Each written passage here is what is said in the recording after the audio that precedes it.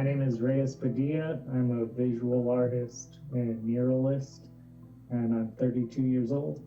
Okay. So how long have you been in Albuquerque? I moved here in 2006, right after graduating high school um, in Santa Fe. And so I grew up in Santa Fe, and so I've been here, uh, is that 13, 14 years now? So tell me what made you decide to come to Albuquerque and how would you speak to it in terms of your experience here as an artist? How do you think it nurtures and feeds your art? And what do you think the experience is here even versus if you were to have stayed in Santa Fe? Well, growing up in Santa Fe, um, it really is a weird town to grow up in, and I felt like I needed to get out as soon as possible. So literally like right after graduation, I just moved here with no plan of what to do. And luckily, one of my sisters came by and talked some sense into me and was like, you know, you need to go check out maybe CNM and see if there are any art classes you want to take because I had just gotten really into oil painting. And at that time, I was very focused on music and playing in a band and all that. But I went to CNM, signed up for classes right away, which was nice because the college thing was very intimidating. I wasn't accepted into UNM, never was a school person at all. So jumping into CNM and realizing, hey, I should just work really hard at this art thing and then try and make it my full-time job eventually, um, which I was lucky enough to make happen after a few years. Oh, not a few years, but you know. Right. So what do you once you got into your art and kind of tapping into that part, can you tell me about that just discovery process and it almost sounds like you there was a way of finding yourself once you got here and seeing some of your Mhm. capabilities. Can you tell me about that and then segue into as a living working artist, just kind of the pros and cons or the challenges and the positives of it here in Albuquerque?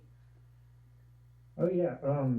So I started out as an oil painter, and I was into a lot of surrealist and hyper realist um, pieces. Uh, I did that for the majority of my time being an artist. And it wasn't until after a major project I did that was very labor intensive and detail oriented um, that I kind of jumped into the work I'm doing now. Um, I found myself through this grueling process, and when I did jump into this new style of work, um, things started to flow a lot easier for me. And so being like new into the full time art world, I feel like Albuquerque is a perfect place to do that because rent's pretty cheap. There's not as clicky of an art scene as some big cities. Really, if you just show up to things, you're in the scene. And there's groups here and there, but I mean, you just do your thing and you're part of it. So I feel like Albuquerque's really helped me just be myself, not feel a lot of the pressure that some of the bigger art scenes around the country and the world put on artists. Um, so yeah, I think our Albuquerque's like a perfect kind of ecosystem for the artist. And for anyone who hasn't seen your work, and because these videos I'm doing are just strictly interviews, I'm not Mm-hmm. intercutting your work or process. Can you describe for people what your work and process is and what that looks like? So my work is abstract. I create murals and paintings based on sound. I have synesthesia, which means I can see sounds, and by listening to music, I create compositions and just kind of very organic in the moment, um, on the spot kind of paintings. Um, And so they end up being very simplistic and gestural and musical. So tell me about your artistic practice and how COVID-19 is impacting that. What are your days in work look like now as opposed to before COVID's? It got really tough because once the stay-at-home order was issued, the building where I rent a studio had to shut its doors. And while we are allowed to go in there and retrieve supplies, we're not really allowed to do much. And so it's been really difficult for me, and because my work tends to be large, messy, I'm not bringing that home, and I can't really get into the mindset that I need to be in to work at home. So it's been tough there.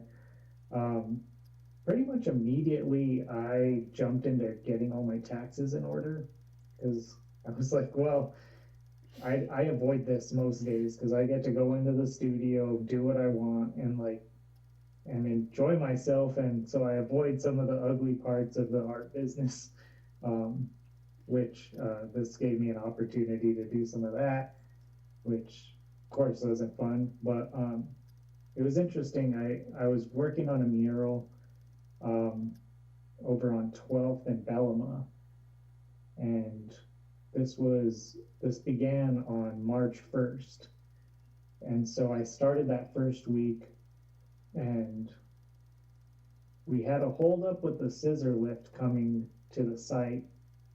And during that time where we didn't really know where the scissor lift was at, the stay-at-home order came in. So everything kind of hit the fan right in the middle of that process. And so, of course, that business, I'm doing it for Gorman Industries. They're an essential business, so that they kept everything moving. Um, but I was very uncertain where I stood and what was allowed, and you know, if I could do this safely. And then also, checking with the business to see what the status of the lift was a little more difficult because everyone's got their hands full. Everybody's dealing with things we've never thought we'd have to deal with before. Um, so it got put on hold, and then a little over a week ago, I decided they're going to issue another extension of this stay at home. I had a feeling that would happen, so I said, I've seen people painting, think we can get this done. I'll be safe. I'll keep my distance. I'm working completely in solitude. So managed to get a lift over there, and I got the mural done, which was really therapeutic for me in a lot of ways to be able to get out and work. And one of my favorite ways of working on a large scale, and just see the response from the community as well. I had a gauge of that before the whole pandemic and how people were reacting to it, but even more so after everything has gone down, seeing art coming out and fresh art on the walls is helping people, and a lot of people drove by, honked, said hi. So there was a much bigger response, and that felt good to me. So I was grateful to kind of see the mural on the other side of everything. Well, and I was going to ask too, how do you think, because I'm just wondering in that first week before it's shut down, that you knew you started having to be safer and there were just these things happening, how that was even impacting you, like just being present with your art and doing your work, and had you continued on that versus pausing, being able to revisit it later once we're, another month into this thing where some processing and sitting with it has taken place. I mean, how do you think that influenced or impacted the experience of it and even the outcome of the mural? I feel there was definitely a different energy involved, and I maybe I executed things a little better because I was like pent up with energy to work. I'd like to think that was the case. Right. And yeah, it did give me time to solve a lot of problems, on the site in my head. Like, when you're learning something and you go to bed and then you wake up and you kind of have it sorted out. So every mural has kind of these little tricks you got to pull off dealing with uh, certain things that get in your way. So that kind of helped me just solve things out in my head and be ready to go at it once I needed to, Right. once I was able to. And how, like, Um, what is the span that your murals typically take in terms of like the time to execute? Or does it really vary in terms of scale and it sort of varies, but I mean, maximum, I try and spend a week. I can execute very large murals within a week's time. And so that was a very frustrating thing for me to know that this mural was half done for such a long period of time. People were asking me, "Did you ever finish that mural?" And yeah, I just got tired of not having it done, right? not not having the full representation of my work out there in the public eye. So that that efficient kind of method to go execute a mural and then be completely stopped right in the middle of it was tough. And how do you see your work in terms of the coming months or as this pandemic continues to evolve? Has it impacted other commissions, other projects you'd laid out, or Mm-hmm. how do you see this playing out in terms of its effect on your work?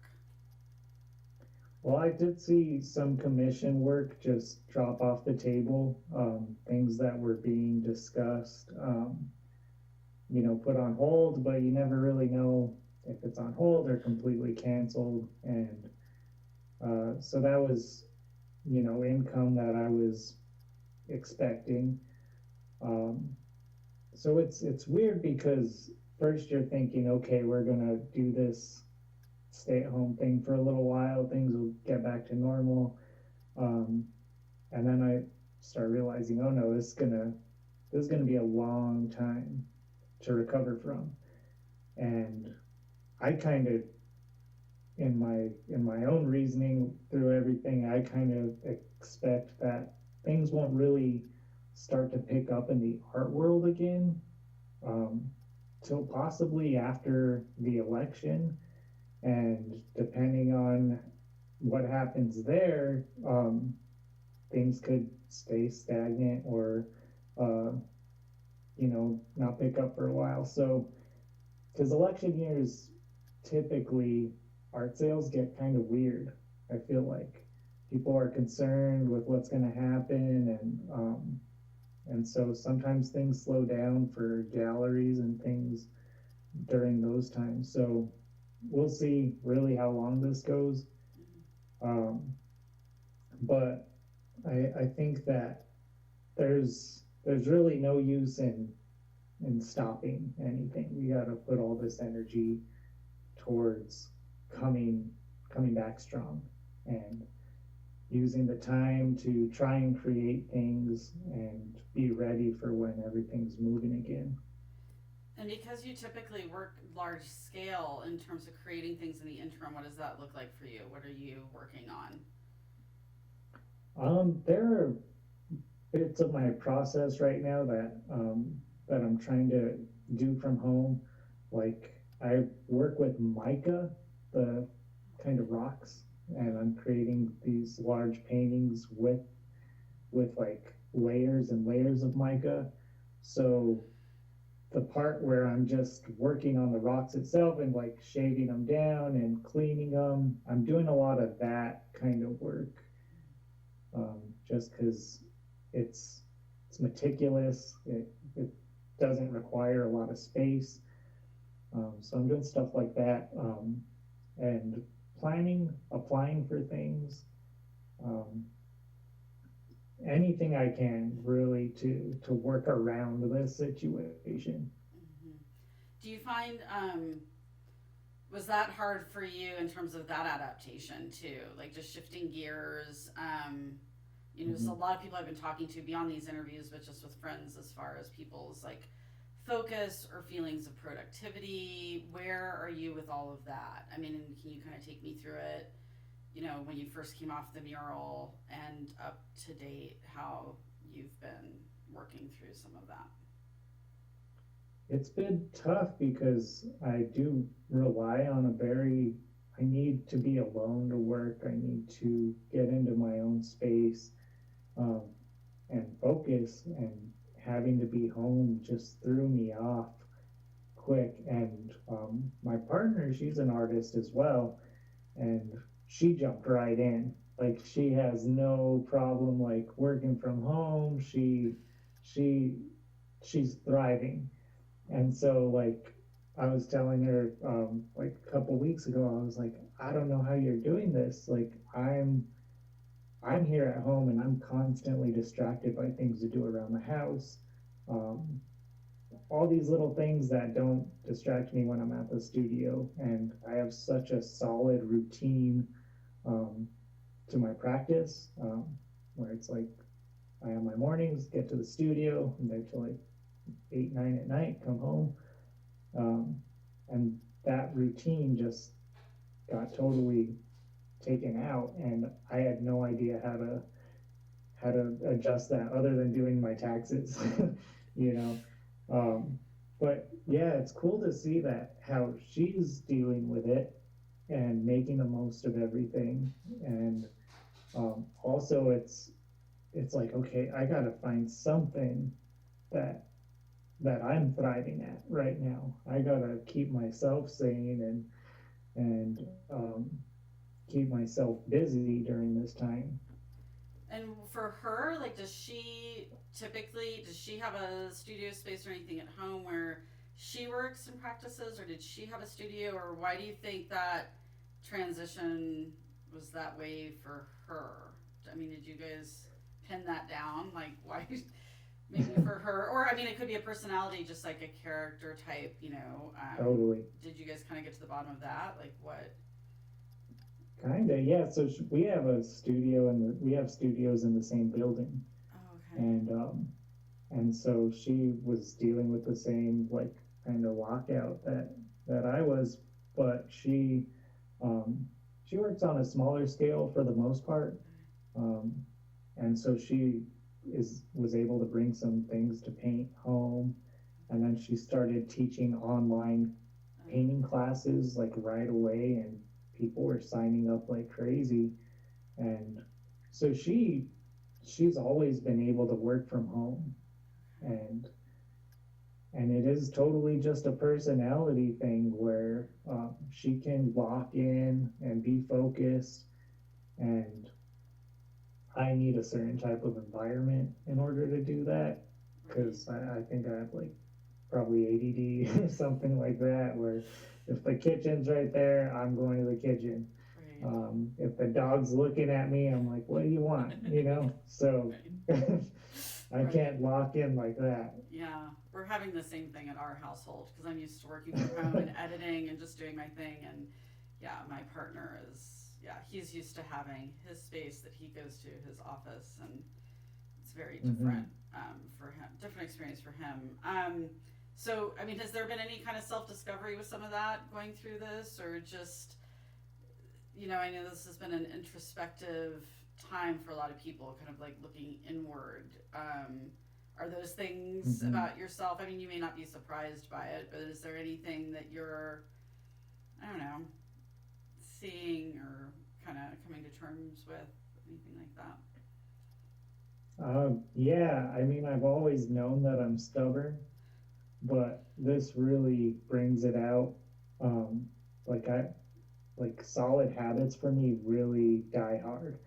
And so just trying to navigate like my feelings towards that, um, and just kind of trying to use my creativity towards working something out. And avoiding getting frustrated over it, because it's easy to get frustrated, but then you start looking at, okay, well, this is going to be a few days. Like, how do I want to spend these few days? Um, so really looking beyond that and just trying to work on, um, keeping myself sane. And then it comes down to, like, you get so much news now, and I've really started just allowing myself, checking in on the news a couple times a day, because I'm still informed, but I'm not going down these rabbit holes. Mm-hmm. And so that I just kind of needed to do. Otherwise, you're thinking about everything constantly.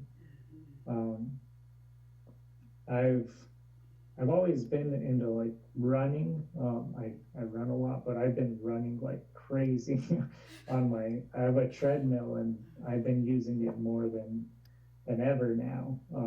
And just started trying to burn off energy that way.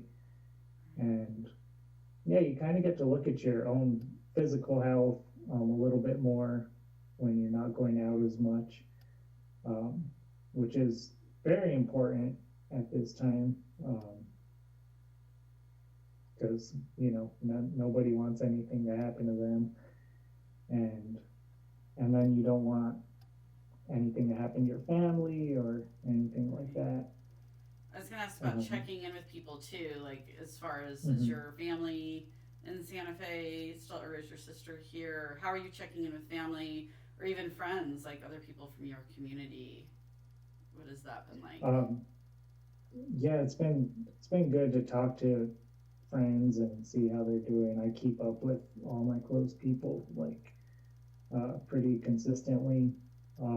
I do have two sisters that are out in DC, and one of them works in the mental health field, and so she's at high risk. She has to be in the courts and the hospitals, and that has been one of my main concerns, because they weren't getting the protective gear that they needed, and that was really frustrating, because she's dealing with, all these people no one knows, like, they've been in all these hospitals, bless you. Oh, thank you. And so I was just concerned for her safety. And my other sister and her husband, they're able to work from home, and so they're doing all right. But it is there's all these levels to this, where where you might just see you're cooped up at home, or you might see that someone is an essential worker, um, or you may know someone who got, or who passed from the illness, and so there's all these levels to it, where you're like none of my frustrations really matter at all. Like, these are totally dealable things, and the best thing we can do right now is maintain that, like, maintain the fact that you don't have any real issues right now. As long as you're comfortable, you're healthy, that's all we really need. And the only other thing, do you and your girlfriend, for that matter, do you both support yourself solely through your art? Do you have supplemental income? Is the financial precariousness anything impacting you? Yeah, so I'm a full-time artist, and I've been doing this full-time for about 5 years. She has a job at a fine art, like, scanning shop. So she was laid off, when the stay-at-home order came in, and like I said, she just jumped right into this and started making the most of it, and um, she's been doing well from it. Um, so that's really cool to see. With me, I have seen the commissions drop off, certain jobs that in the future that I know aren't going to happen, certain events get canceled. So, you can't really rely on any of that. And that's tough. But at the same time, I feel like being an artist has prepared me for this because there's always valleys and peaks to the art business. And in the last couple of years, I've been a lot more of what I need to save. Like, I mean, I don't care how much I made in a month. Like, if I see a freaking penny on the ground, I'll stick that in a jar for later. I'm not gonna shy away from that because you never know. No matter how good you're doing in one period of time, uh, you might have to stick it out for a long time of having nothing. So I feel like I've kind of laid the groundwork. I've been aware of this. There have been times where, when adjusting to this career, you make a lot of sacrifices. So I feel like I'm ready for all that, and that's comforting in a way. And I just hope, that things start to gradually get back together, and it'll take a long time, but people will recover from it. And do you see this experience with the pandemic influencing your work in any way or having an impact on projects you may have moving forward, like coming out of this? Because they're very unique circumstances. So, there's always this potential for like a paradigm shift, a shift in how we work, how we process. So do you see anything like that for yourself, like with your art and your practice? Yeah, I've started working on a couple things that are reflecting um, the times we're in now. Um, and even that is kind of an interesting to think about right now because a lot of artists are translating this into their work. And as an artist, you gotta find a way to separate yourself from the others, but you also want to reflect the times. So that's been interesting, just thinking about, okay, how can I, through just my experience or through my style of work. Um, and I think even just the energy that's involved with everybody's creations right now is gonna be reflected for a long time. Um, the working, I mean, I always work in solitude, but there's an even greater feeling of solitude right now, and I think that'll show up in my work and a lot of other artists' work. Absolutely. So the final question I have, I have some questions I've written out, but I like to kind of just keep it organic too, like where the conversation goes. But I am trying to ask everyone like where they picture themselves in their artistic pursuits, like a year from now. Hmm. Uh, I always, part of my thing for the last several years is just every year I need to be improved from the last. And I don't feel like taking a step back because of this. So I want to just keep growing and seize those opportunities. I I'm very grateful that I got to work on this mural because I do think it'll open up other opportunities for me. Um, I think we have to look at how we we go about doing like public art, things like that, safely. I and I feel like we're gonna just have a different uh, kind of approach to the day to day. So things might just be a little different in terms of art shows, gatherings, um, but I feel like might just need to have more one-on-one conversations with collectors and just try and sell paintings that way.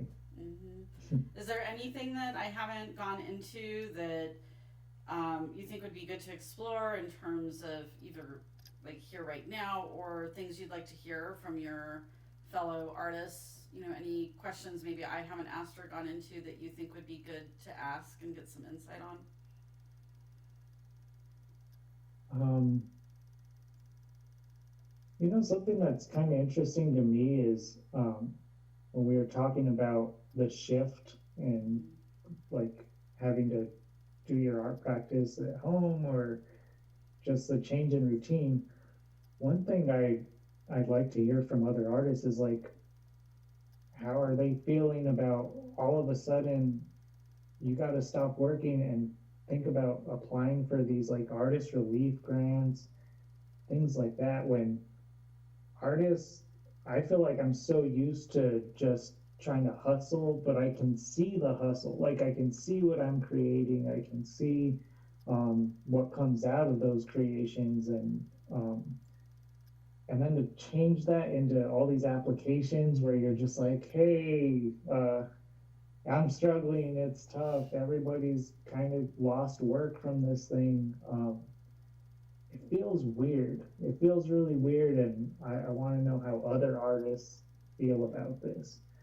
Um, it also seems like those applications, we're used to saying this is my body of work, this is my CV, this is why I'm qualified to receive this grant or project or whatever. Now it's like, well, none of that matters at all. Like, why would anyone want to look at work to determine whether or not you get this thing? So I've applied for a couple things, and it just feels kind of like, dude, this is weird that it's been reduced to this. To hear from other artists doing that. I will. I'll ask them about that because I think that's important. Because it almost feels like it really just needs to come down to the most primal survivorship, like need, like who's the most need based, like who really can't get food, on the table right now, who can't, so beyond just whatever whatever artistic, credibility or all your different whatever's inspiring this next thing you want to do. And I don't know, it's there's a lot of different layers to it, and it feels like it needs to come from a place of need, I guess, at the most part now. But it's interesting, right? Yeah, because I know I had a full week of shutdown where all I did was just apply for aid and funding, a solid week, getting financials in order, and I had done my tax return. I thought I was done with all that paperwork, but applying for these loans and all these things, and it eats up a lot of time, and it definitely makes you mentally just have to shift gears, and it feels you just feel kind of defeated at the end of it because you don't even know that anything's going to come of it, and it's just draining. So I'll ask. That's something I haven't been asking, and I think that's a big part of this. I know something that's come up for other artists too is just this big shift in terms of how people are experiencing art, that it's all, online in these virtual tours. And I don't know what your feelings, if you want to talk about that, because that's something that's come up with some other people. I do feel really bad for artists that had worked really hard on shows, that had a show like coming up right now, and had to change it to an online platform. That feels devastating. Like all of my shows have been based on like creating an experience and like enveloping the viewer into something, and I can't imagine having that part of it completely taken away. It's ridiculous. Like Instagram and those things are great for sharing, but but art can't be virtual all the time. And I understand the adjustments need to be made right now, but that hit really is there for those artists having to deal with that. Right. Yeah. And I think that's something when people look forward to, like, what is people's experience going to be, just in the next number of months or year, or getting to interface with art in an intimate, personal, tangible way. And I think that's another kind of cloud that's hovering, I would say. Yeah. Yeah, and how are artists going to make collectors comfortable and coming to view work? I think now we have to kind of figure out ways that other businesses are making things comfortable. One, we're going to need to have it at some point, but making it so that we're not constantly on guard, making people comfortable and being safe. That way, the art buyers can have their experience and the artists can make a living.